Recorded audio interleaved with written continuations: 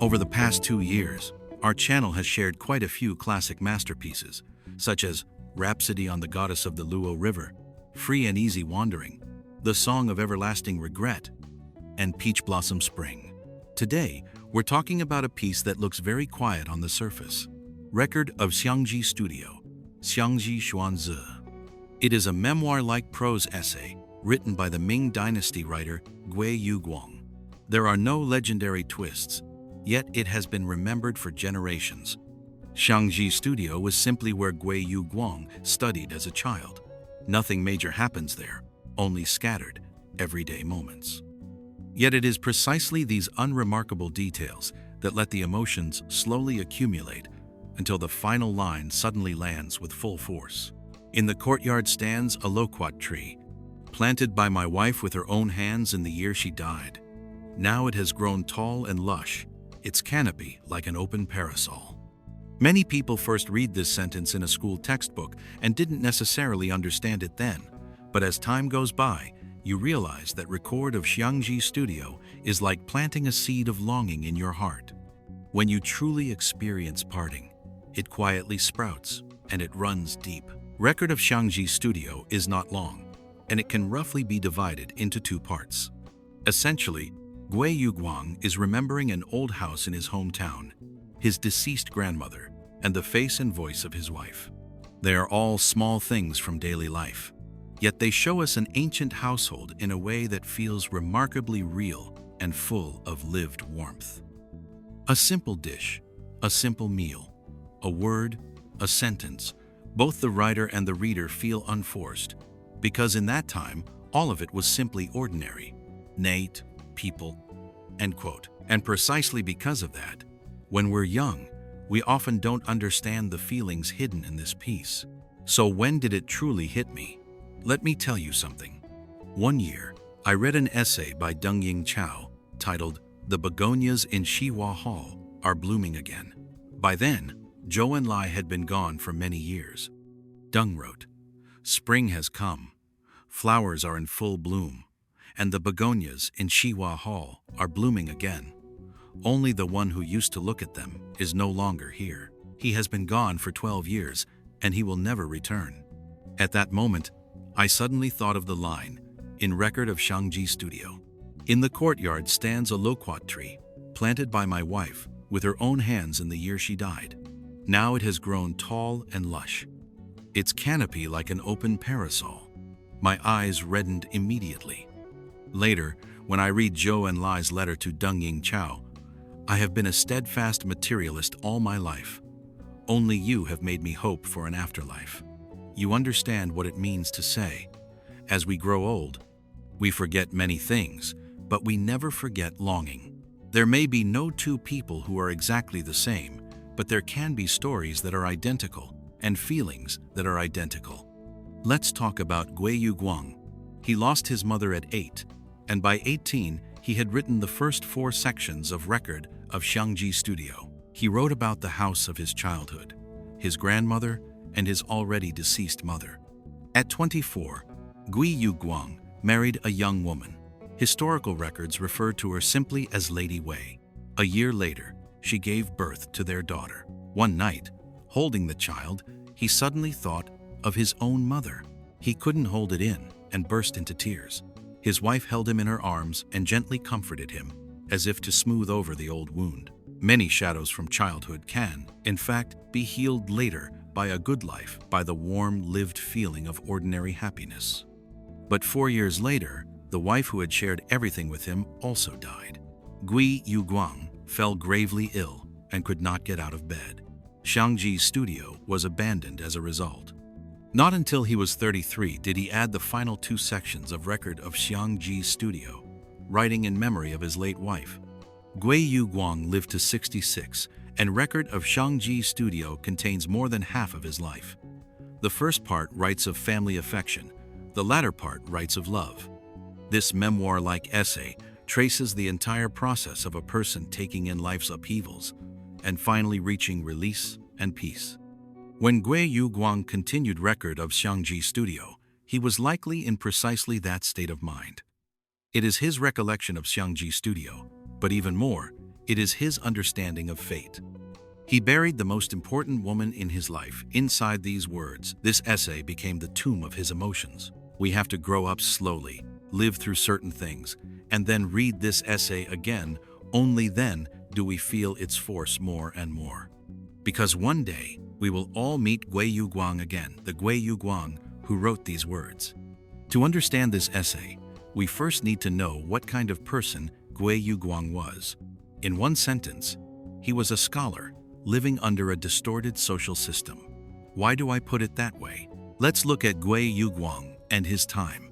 There is a saying that true lovers of feeling are often found in wealthy households, like Jia Baoyu in Dream of the Red Chamber. People tend to hold a bias against this type, seeing them as useless and weak. They think feelings can't be eaten like rice. Why brood over these things every day? Only after your life is settled, only after success and fame, are you qualified to talk about feelings. Otherwise, you're dismissed as being irrationally love-obsessed. I don't agree. And Gui Youguang didn't think that way either. He studied well, but had bad luck with exams. He was good with people, but had poor luck in official careers. He was a scholar for whom exams were hard, and making a living was hard. So should he still study? Let's look at his real experience. In 1507, during the mid-Ming-dynasty, Gui Youguang was born in Kunshan County of Suzhou Prefecture, today's Kunshan, Jiangsu, in a place called Xuanhuali. According to the Kangxi Gazetteer of Kunshan County, when he was born, a rainbow rose straight up from the courtyard. The family took it as an auspicious sign and named him Youguang, having light. The Gui family had produced officials since the Song and Yuan and was well respected locally in Kunshan. But Gui Youguang's father, Gui Zheng, could not continue that prosperity. He never obtained an official degree and lived his life as a commoner. Influenced by his father, Gui Youguang loved reading from an early age, and he loved Tao Yuanming. He named his study Tao Hut and wrote that he wished to be like Tao, unchanged even in poverty. A gentleman, he believed, measures and weighs the world by standards rooted in his own heart, and should never blindly change with external voices simply because of temporary fortune or shifts in circumstance. This is Tao Yuanming's conviction.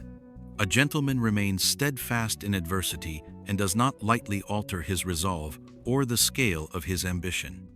Gui Youguang was not just talking himself up, he truly lived it. He was exceptionally bright. He entered school at 7, and by 9 he could already write essays. By 20, he had read widely through the classics and histories, and his writing was outstanding. He was admitted as a prefectural student in Suzhou, with top ranking.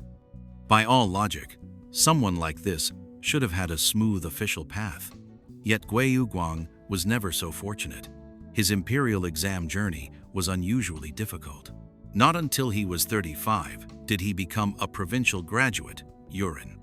By then he was already well known, widely read across the masters and schools, and deeply versed in the 4 books and 5 classics. With a degree in hand, he should have advanced smoothly in office, yet that still wasn't the case. Throughout his life, his official career and professional path never matched his hopes. What awaited him were 8 metropolitan examinations and 8 failures. What is the metropolitan examination? It is the nationwide selection held once every 3 years. Gui Youguang never missed it. Each time, he traveled day and night, arriving in the capital, covered in dust from the road. And each time, he returned empty-handed. Not until he was nearly 60 did he finally pass as a jinshi. Wang Wei passed at 20. The gap between people can be astonishing. So if Gui Youguang had real ability and a major reputation, how could he keep failing? Was all of it somehow fake? Where was the problem? The problem lay in that strange era. By the mid-Ming, the imperial examination system was already highly developed, and it selected candidates through the 8-legged essay. The topics were confined to the 4 books and 5 classics. How were those texts to be interpreted? The standard answer centered on Chengzu Neo-Confucianism. Some people might think perhaps this Gui Youguang wrote excellent prose, but wasn't good at 8-legged essays, able to write award-winning writing, but not perfect exam essays. so of course he failed. But that isn't true. Gui Youguang's 8-legged essays were excellent, so good that they were printed as teaching materials and circulated widely. Students across the empire used his essays as models. In the Qianlong era, a man named Feng Bao, by imperial order, compiled a textbook of model 8-legged essays. It contained 6 volumes and 112 selections, and Gui Youguang's writings were included, the most 34 pieces. If this man could write the model perfect score essay, how could he fail the actual exam? In fact, examiners all wanted Gui Youguang to pass. His talent was known across the realm. But something absurd happened. Everyone imitated Gui Youguang, and soon there was a large crowd of candidates whose essays sounded like him. In that sea of Gui-like writing, even the examiners could not reliably identify the original Gui Youguang. It was simply too hard. Doesn't it feel strange, like that real story people tell about Charlie Chaplin? At the height of his fame, a town held a Chaplin impersonation contest. Chaplin happened to pass by, found it amusing, signed up himself, and didn't place. Gui Youguang went through something essentially identical. It also shows the limitations of selecting talent through the 8-legged essay. It produced masses of imitators. Originality wasn't required, nor even true talent. If you could imitate well enough, you could be selected in an extremely rigid way. There was another major reason. Corruption in the Ming examinations was severe. If someone received backing from an influential examiner or high official, it was much easier to pass and enter officialdom. Gui Youguang had spent years in exam halls. Do you think he didn't know there were shortcuts? Of course he did. At one point, a favored eunuch greatly admired Gui Youguang's talent. He had his nephew study under Gui and repeatedly invited Gui to the capital for private meetings, clearly intending to promote him. Gui Youguang refused outright. He would not attach himself to such a person, and he would not take shortcuts. That was his moral backbone. After Emperor Muzong came to the throne, that eunuch's power grew even greater. Yet Gui Youguang still refused to curry favor and refused to associate with eunuchs at all. That was his character. You can see he was upright. He would not serve the powerful and would not take shortcuts. For someone with that temperament, an unsuccessful official career in that era was almost inevitable. But seen another way, perhaps it was also a good thing. Did repeated failures strike Gui Youguang hard? One can only say the shadow it cast was not as large as you might imagine. Although he was good at 8-legged essays, in his heart he was not a true follower of Song-Ming Neo-Confucianism. He carried ambitions closer to those of Sima Qian and Bangu. But is it enough to have pride and integrity to live peacefully? Of course not. Decades of study, traveling to the exam every 3 years, and the heavy costs of the road placed a crushing financial burden on him. To support his family, Gui Youguang had to leave home and move to the riverside in Anting, Jiajing, studying and teaching near Shimi Hall. He had to make a living. After becoming a teacher, he trained many students, who all called him Master Zhenchuan. Even today, Kunshan has a school called Zhenchuan Middle School. There is also an exhibition space dedicated to Gui Youguang, with extensive historical materials. If you ever visit Kunshan, you can go and see it. During Gui Youguang's lifetime, he lived through the reigns of 3 Ming emperors, Wuzong, Xizong, and Muzong, most importantly Xizong, the Jiajing emperor. In the Jiajing era, Woko raids along the coast were extremely active. Worse, Woko and pirates often colluded, pushing deep inland to burn, kill, and plunder. In the north, Mongol power also grew stronger and repeatedly harassed Ming territory. With such external crises, what was the court doing? From the 21st year of Jiajing onward, the emperor stopped holding court altogether. He became obsessed with pursuing immortality and Taoist practices. The TV drama Ming-dynasty 1566 depicts a scene from that era. The Jiajing emperor, in Taoist robes, receives reports from eunuchs of the Directorate of Ceremonial and Grand Secretariat Ministers from behind a curtain. It is hard to imagine a nation's political center functioning like that. like an improvised troupe on a makeshift stage. That was the social environment Gui Youguang lived in, a world that felt like a shoddy stage, turbulent and corrupt. So what could he do? He was an ordinary, vulnerable person, struggling under a rotten mechanism. And yet Gui Youguang was brighter than his dark age. He had powerful personal integrity. He refused to be swept along with worldly corruption, refused to take crooked paths, and devoted himself to uprightness and truth. In the 30th year of Jiajing, 1551, as the eastern coast suffered repeated Wokou incursions, Gui Youguang had to move back to Kunshan city. At this point, he truly cared about the larger world. He analyzed the situation seriously and searched for ways to resist the raids. Gui Youguang wrote on defending against the Japanese pirates, Yu Wo Yi, as well as brief account of coastal defense, Bei Wo Shilua, practical proposals offered to local authorities. He also addressed the most common and hardest to manage disaster in the water towns, flooding, writing works such as On Water Conservancy, further notes on water conservancy, and explanations of the Three Rivers map, among others. These were later adopted by Hai Rui, the provincial inspector of Yingtian Prefecture, and reportedly proved effective in implementation. Historical records say they saved tens of thousands of lives in the Jiangnan region, an immense benefit. This shows Gui Youguang had real political ability and highly practical strategies. Yet he was never truly valued in officialdom. When he was nearly 60, he finally passed as a jinshi. In the Ming system, the top tier, first class, had three names, what we know as the Zhuangyuan, top scorer, Bangyuan, and Tanhua. The second class ranked roughly from 4th to around 150 and was given the status presented scholar by imperial grant. The third class came after that and was given the status associate presented scholar. This was the talent pipeline of the time. First-class candidates could enter the Hanlin Academy. Second-class candidates generally stayed in the capital as bureaucrats. Third-class candidates were assigned to local posts still within the bureaucratic system. Gui Youguang was third class, so he was sent to Chongqing as a county magistrate. This Chongqing is in today's Huzhou, Jiajing, and at that time it was a mountainous area.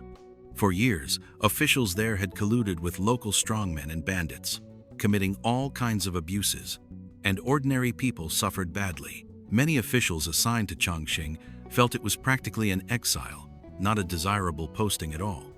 In the second year after Gui Youguang arrived, another familiar figure also came to Chongqing to serve as deputy county magistrate. Who was it? Wu Chang'en, traditionally regarded as the author of Journey to the West, so the two men's paths overlapped. Gui Youguang stayed in Chongqing only 2 or 3 years. He founded schools, taught, overturned wrongful cases, and tried to rein in corrupt officials. But in the end, because he offended his superiors and local power holders, he was transferred. He was sent to Shunde Prefecture, today's Xingtai, Hebei, as a vice prefect responsible for horse administration. Gui Youguang was deeply indignant about this transfer. Even so, he did not give up and drift. If you assign me here, then out of professional duty, I will manage local horse administration conscientiously. In his spare time, he also compiled a record of horse administration, which became an important Ming historical document because horses were vital instruments of war and a state's strength depended on how well it bred and managed them.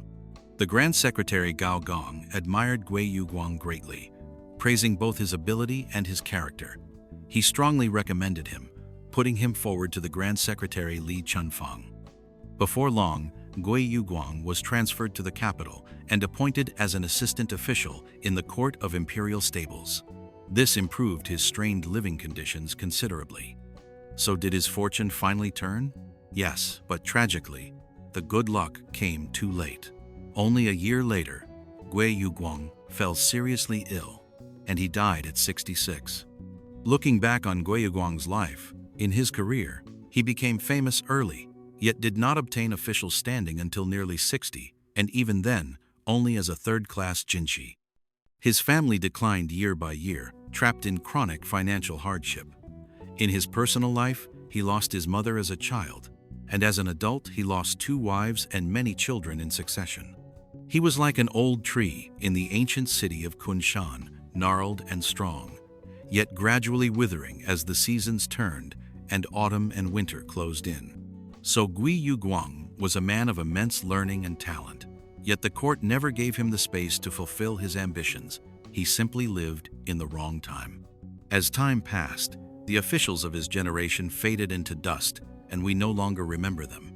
But Gui Youguang's name endured alongside his prose, and he came to be known as the foremost prose writer of the Ming. By the Qing dynasty, Gui Youguang's value was already widely recognized.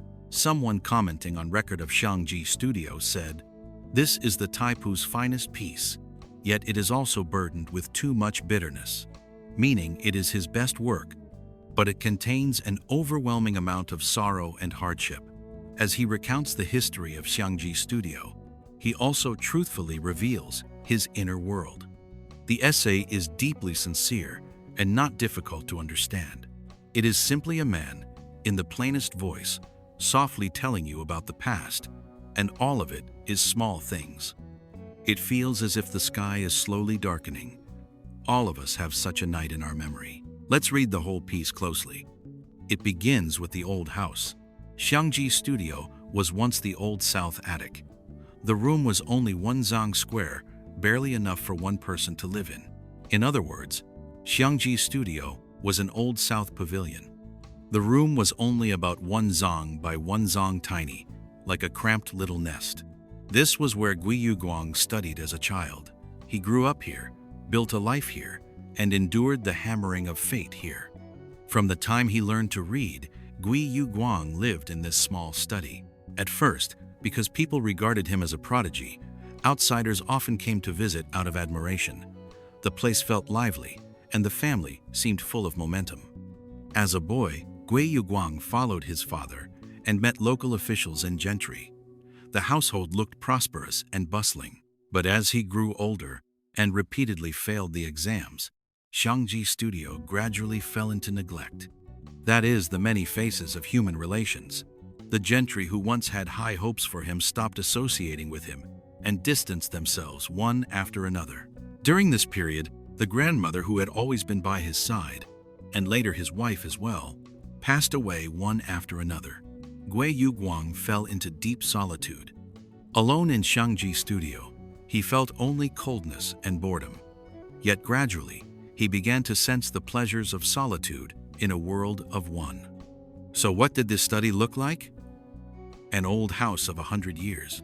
Dust and mud, seep and drip, rainwater pours down.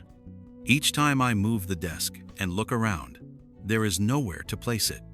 The house was small, broken down, and leaky, and it faced north, so it received little sunlight after noon. The room already grew dim. In this century-old house, dirt from the roof fell through, and rainwater kept running down. Each time he moved the desk and looked around, there was nowhere truly fit to set it. Because the room faced north, the light was poor. Once noon passed, the interior turned dim. In short, Xiangji Studio was unmistakably a shabby little room. How did Gui Youguang treat this study? He did not complain. He said he tidied it up a bit so dirt and rain would no longer leak from above, and he opened 4 windows to improve the light. Then, he built walls around the courtyard to catch the sunlight coming from the south. The light struck the walls and reflected inward, and his little room became bright. You can see how clever he was. If the room was dark, he opened windows to let in more light. If it faced north, he built walls so sunlight could reflect into the room and brighten it. He understood the principle of reflected light. That is a kind of practical wisdom. It shows he was someone who used his mind to make life better.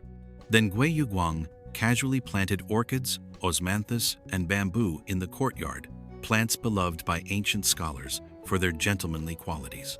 Planted among them means planted freely, without deliberate design. Because of that, the plants didn't feel stiff or contrived. They were full of life, and even the old railings seemed to gain a new vitality. This reveals Gui Youguang's aesthetic sense. His arrangements made Xiangji Studio not only refined, but also in harmony with nature, alive and vibrant. Anyone who can make ordinary days feel interesting and lovely must be someone with a rich inner world. What was this study like? Books filled the shelves. I reclined, whistled, and sang. I sat in stillness, and all sounds became music. The courtyard steps were quiet. Small birds came at times to peck for food, and even when people approached, they did not fly away. On the night of the full moon, bright moonlight lit half the wall. Osmanthus shadows fell in mottled patterns. The wind moved the shadows, gentle, and lovely. What is this passage saying? When it says books fill the shelves, the word rendered here as borrowed is not the idea that a book must be borrowed to be read, but the sense of being arranged in a scattered, irregular way. All kinds of books sit casually on the shelves. And what is the owner like? Sometimes he lifts his head to chant aloud. Sometimes he lets out a long whistle. Sometimes he sits alone in stillness, hearing every sound in nature as if it were music. Sometimes the courtyard and steps are utterly quiet, and birds fly down to peck for food. Even when a person approaches, they do not fly away, showing they do not fear him. This man has no killing intent, no scheming mind. He is the kind of person whom even gulls and herons would forget to guard against. On the 15th night of the lunar month, the bright moon hangs high and lights half the wall. The shadows of the osmanthus trees overlap and scatter, and when a breeze passes, the shadows sway utterly lovely. This short passage is beautifully written. The room may be shabby, but with books as companions, the owner whistling, chanting, or sitting alone recalls Liu Yuxi's ease in his humble dwelling, serene and content. When the inner world is rich, joy comes more easily. Yet the joy of solitude in the study is still shattered by the sorrow of losing loved ones. He writes, "And yet, living here, I have had much to delight in, and also much to grieve." With that single sentence, the pen turns, and the mood shifts, entering the second section. He moves from changes in the physical space to the rise and fall of human relationships. It is profoundly real and moving, revealing the coldness of the world step by step. Before that, the courtyard connected north and south as one unified space.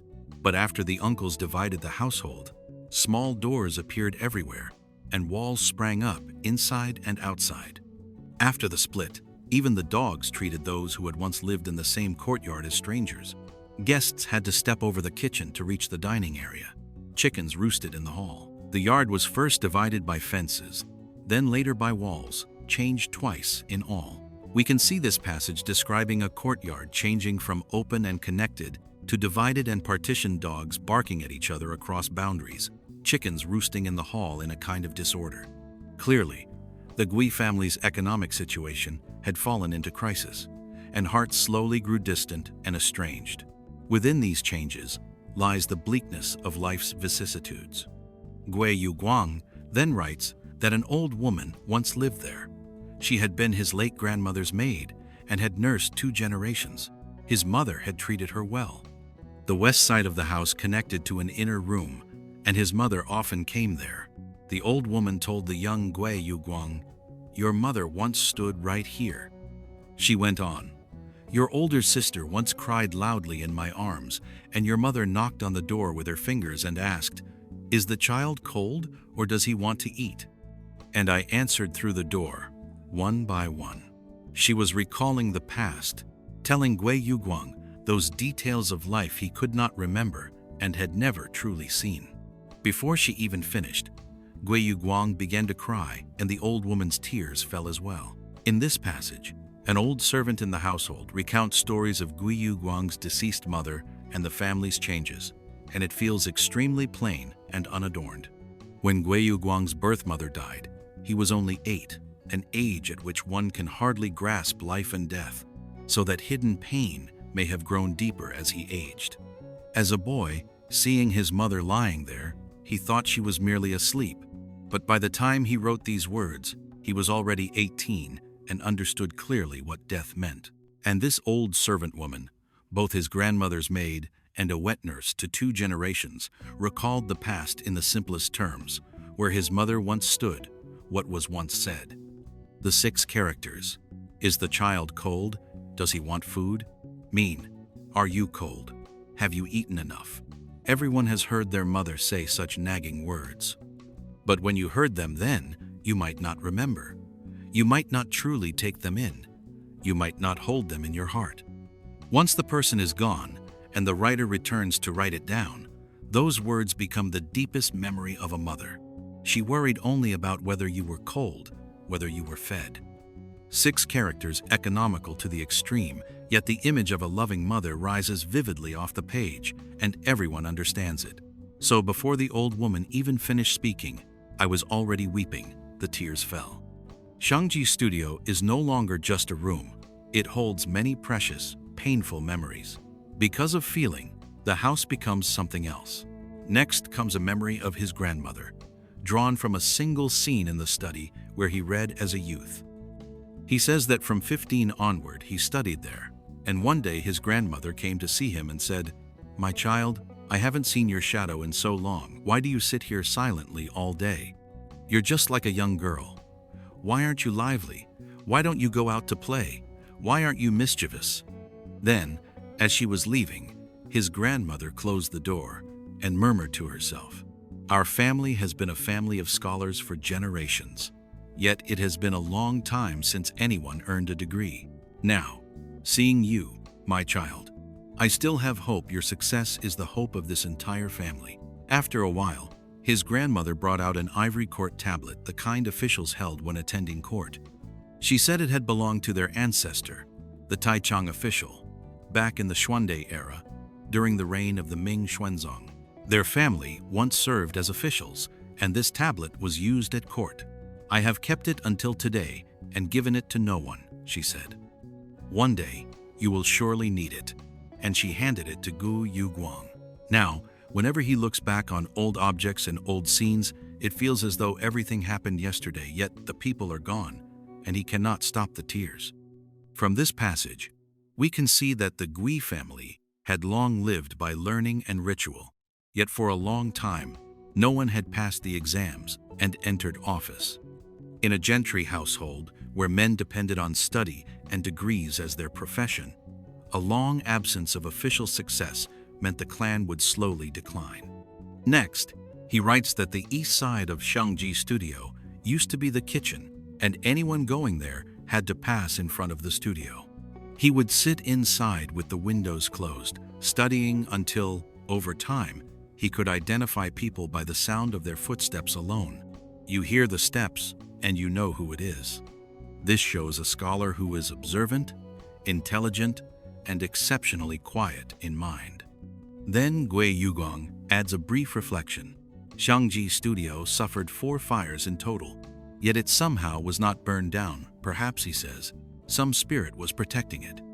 From there, he thinks of a widow in Shu named Qing.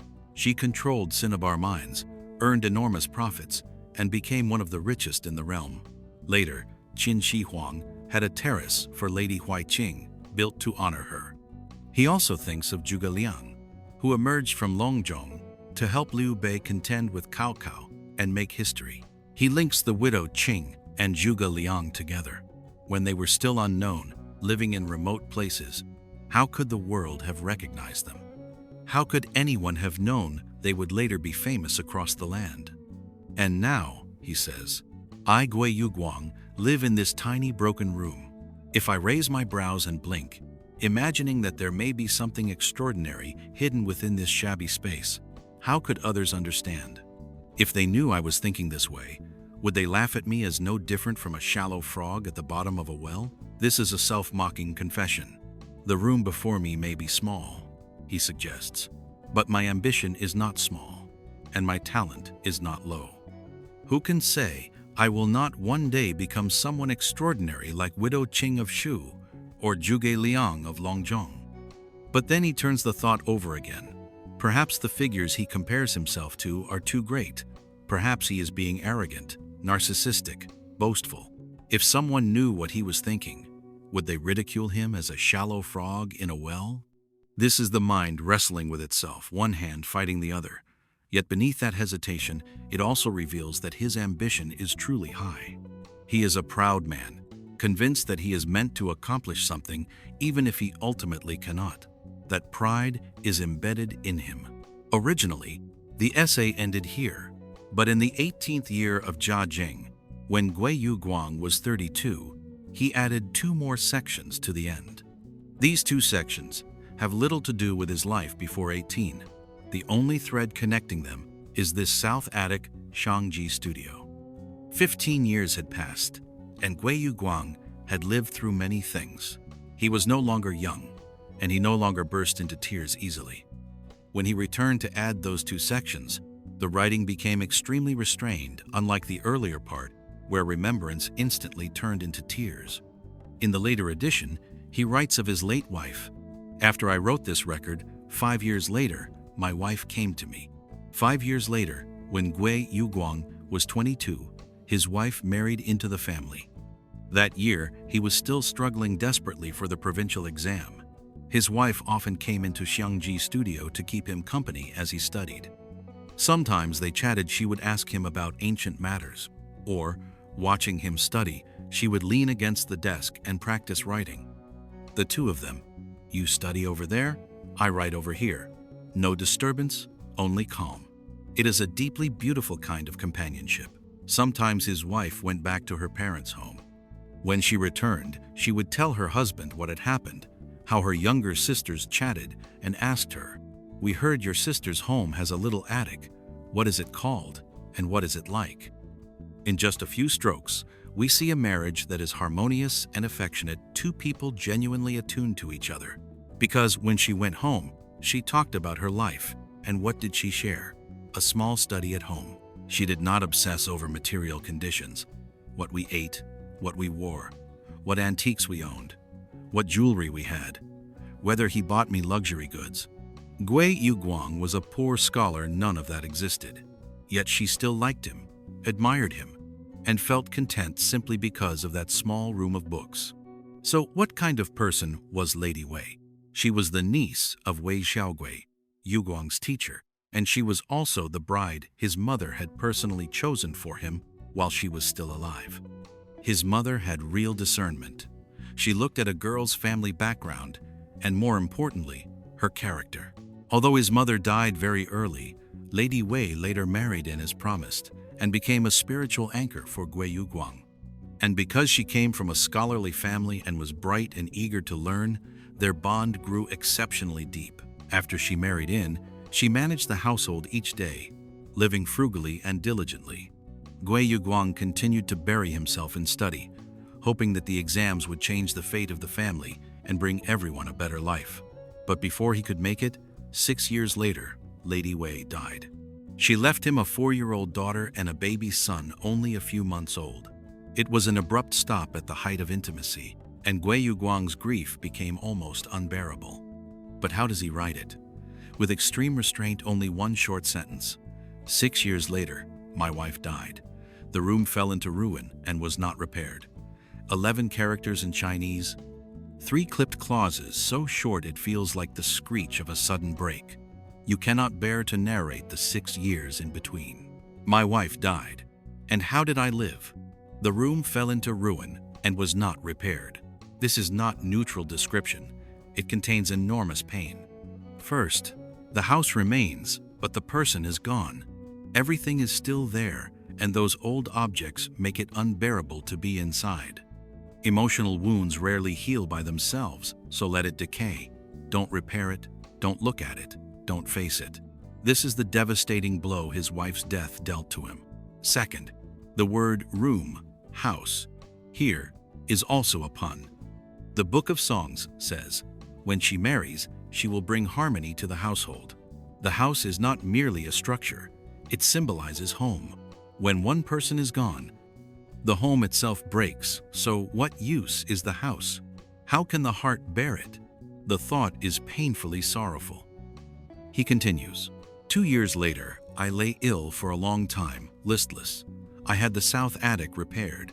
Its arrangement differed slightly from before, but afterward, I was often away and did not live there.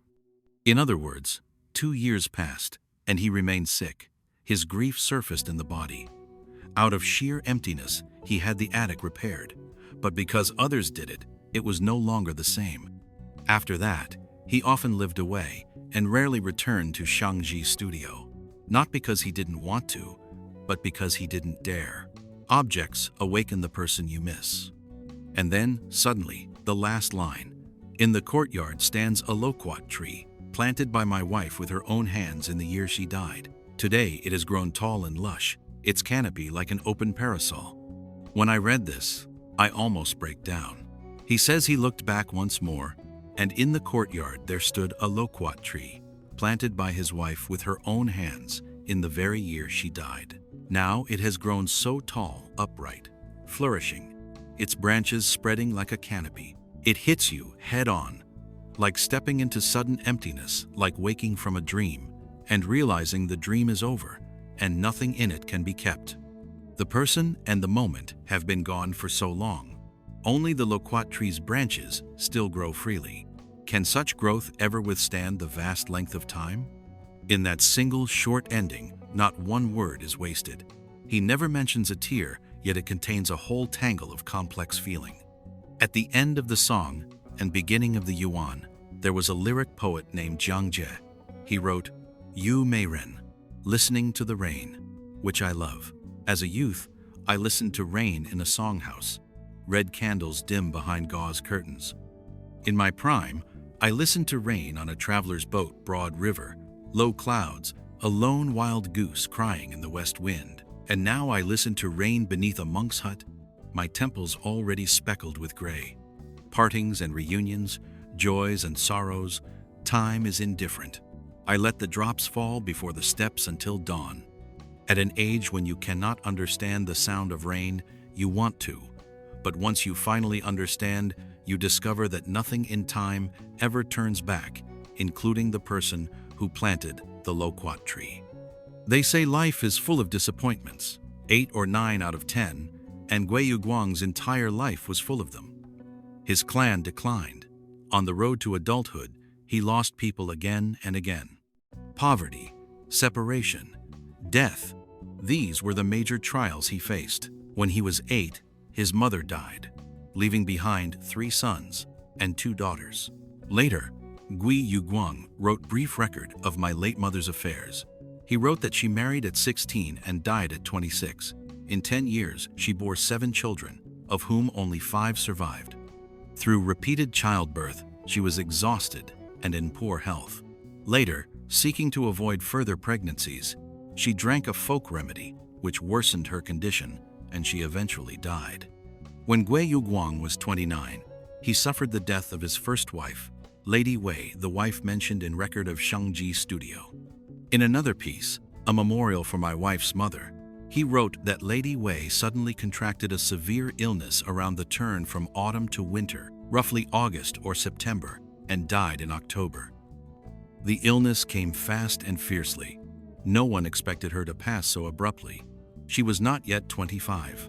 2 years later, his daughter Rulan died at only 2. Rulan's mother was named Hanhua. Hanhua had been Lady Wei's dowry maid, like the relationship between Wang Zifeng and Pinger in Dream of the Red Chamber, someone deeply tied to the household. Later, she remained with Gui Youguang and bore a child, Rulan, a bright and lovely little girl who could call father shortly after turning 1. Yet Gui Youguang did not pay her enough attention. Only when she died did he hold her for the first time. He was left full of regret and guilt. Soon after, Hanhua also died at only 19. 10 years after Hanhua's death, the pain continued to grow because those who remain must keep facing loss. Gui Youguang wrote an elegiac piece titled Record of Hanhua's Burial. In that era, writing a memorial work for a concubine or maid and having it become a celebrated prose essay was rare. So how did Gui Youguang's life go afterward? Let's sum it up. 2 years after Lady Wei died, he married a second wife, Lady Wang, from a prominent family in Anting. She was diligent and virtuous. In a household that lived hand to mouth, she worked hard for more than a decade to keep the family running. care for Gui Youguang, and ensure he could focus on study and exams. Even when he failed again and again, she treated him the same way, patiently comforting him. But Lady Wang also died at 34, worn down by overwork. Gui Youguang's eldest son also died at the age of 16. Professor Wu Guoping of Fudan University once made a statistic. Between Gui Youguang's age 23 and 48, over those 20-plus years, 7 family members died, meaning on average the household held a funeral more than once every 3 years. It is deeply heartbreaking. Perhaps it was precisely this grinding suffering that made Gui Youguang's feelings so intense and profound, and enabled him to write lyrical prose of lasting influence. After Lady Wang died, he married a third wife. Gui Youguang wrote little about this third wife, Lady Fei, and records about her are scarce. Because he had 3 wives and a concubine, and because he did not always care for his family members well enough, and because he was not strong at earning money, he has long been controversial. People say, "Look at you. If you cannot properly provide for and care for your loved ones, what good are you?" But these experiences all became his essays, one after another. Reading him, we see a man of deep feeling. Some people ask, if he remarried quickly after losing a wife, was his affection a kind of hypocrisy? Before answering, let me tell you something. There is a song called Mohe Ballroom. Have you heard it? It was wildly popular for a time because the story behind it struck so many people. The songwriter is Liu Shuang, and at the end he wrote that the song is dedicated to the elderly man Zhang Dequan and his late beloved wife. In December 2019, Liu Shuang traveled to Mohe for field research and happened to meet an old man dancing alone. He found the man intriguing, chatted with him, and learned his story. With the man's permission, Liu Shuang turned it into an essay and into the song Mohe Ballroom. The old man was Zhang Dequan. His wife, Mrs. Kang, loved dancing. They first met near a stone flower bed outside the broadcasting station. Zhang saw her turn once and lift her arm with the music like a crisp begonia, calmly shaking off rain from a vine. It is a wonderfully romantic description. He was captivated. Later, they fell in love. They often hid in a warehouse to dance, surrounded by piled burlap sacks so no one would see them. The light flickered, insects chirped. We slipped into the tall stacks of sacks, the story goes, and the circles of our shoe marks spread across the dust like ripples. In the winter of 1983, they held a simple wedding. The radio played Alan Tam's song, The Late Spring, which includes the line, "To see you, I will never forget for life." That is Zhang Dequan and his wife's story. 4 years later, Zhang left with a work team, and it was then that something major happened in the small town of Mo. On the 6th of May, 1987, fires broke out in several forest farms in the greater Khingan Range. Then gale-force winds drove the flames forward, and the fire swept through and burned Mohe County nearly to the ground. Around 1.01 million hectares of forest were affected. More than 50,000 people suffered disaster, and nearly 200 people died. Among the dead was Zhang Dequan's wife, Mrs. Kang. They had no children, so after she was gone, Zhang was left completely alone. For the next 30 years, what accompanied him was the memory of his forever young wife and the dance steps she had taught him. Hold my hand, yes, place it here. Step with your right foot first. I retreat with my left. Good. Now switch, let's try again. After Mrs. Kang died, Zhang Dequan never remarried. In his writing, Liu Shuang used the old man's own voice to express his longing. Kang letters are countless, yet they are not 1/10,000th of my yearning. Hardship has passed. The world is better, and I have grown much older. It moves people because it is true. Tomorrow's sun will still rise, but it will never be today's sun. Some people lose someone, get wounded, and never fully recover. Some people lose someone, get wounded, and then slowly stitch themselves back together. To me, These are different personalities and different choices. It has nothing to do with morality. There is too much pain in this world, so I still hope that people who have been hurt can slowly get better and live a little more gently. That is my honest thought. And if you have something to say, you're welcome to leave a comment. Meetings and partings in this world are truly hard to foresee. Do not lament that life has gone where you believed it would. We cannot predict reunions and separations. Perhaps only when it happens to us do we understand what it truly means. So do not sink into obsession, and do not rush to judge someone as good or bad, simply because of a choice. When you are together, treat each other well and do not betray the time you have. After separation, do not collapse too easily. Allow what must leave to leave, and still live seriously. Let me end with a line from In Search of Lost Time. When you can no longer have something, the only thing you can do is not to forget it. I hope Record of Xiangji Studio can bring you some new emotion and insight. That's all for today's episode. If you enjoy our videos, please like, subscribe, and share with friends. See you next time.